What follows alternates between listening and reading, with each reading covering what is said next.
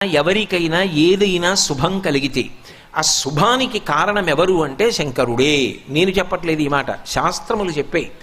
శుభములన్నీ కుప్పలు తెప్పలుగా ఆయన పాదముల దగ్గర పడి ఉంటాయిట.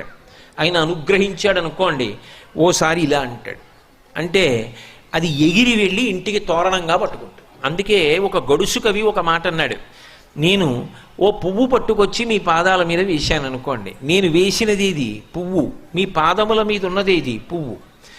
నేను ఒక పువ్వు పట్టుకెళ్ళి మల్లికార్జున లింగం మీద వేశాను అనుకోండి, పరమ ప్రేమతో వేశాను అనుకోండి, ఆ పువ్వు ఓ ఏడాది తర్వాత నా ఇంటి మనవడు.